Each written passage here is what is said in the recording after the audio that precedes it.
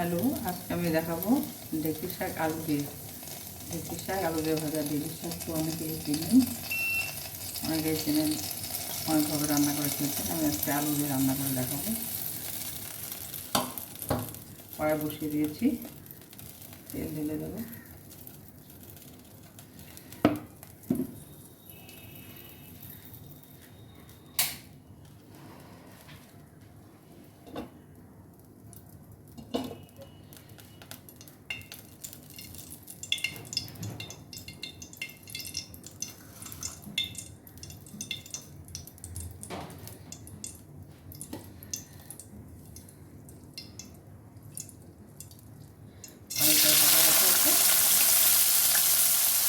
আলুটা দিয়ে ভাজা হোক, ঢেঁকি শাকটা কেটে নিই।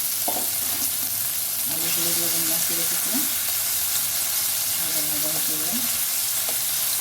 ঢেঁকি শাকটা আমি কেটে নেব।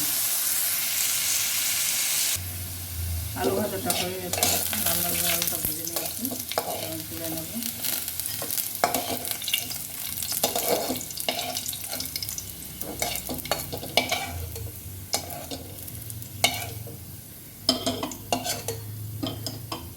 দিয়ে দেবো শুকনো লঙ্কা, তেলটার মধ্যে দিয়ে দেবো। প্রথমে আমি তেলটা বেশি দিয়েছিলাম, ভালো ভাজাটা হয়ে গেলে ওই তেলের শাকটা ছেড়ে দেবো।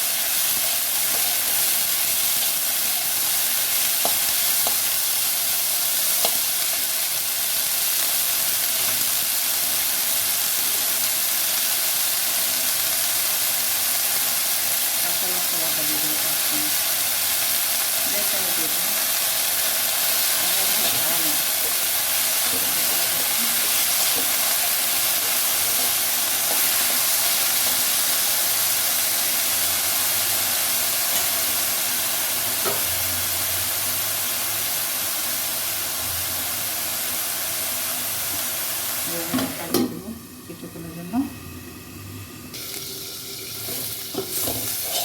মোটামুটি হয়ে আসছে, আর একটু ভালো হবে। একটু পাটে পাটে ঢেকে দিয়ে নেড়ে দিতে হবে।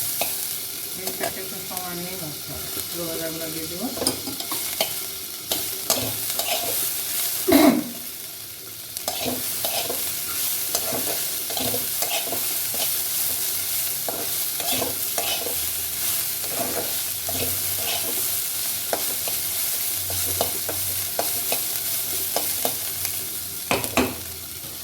আবার একটু দেবো, আর কমিয়ে শাকটা নামিয়ে নিলাম। শাকটা আমার হয়ে গেছে, এখন কত সুন্দর হয়েছে, মানে ঘিয়ের মতো গন্ধ হয়।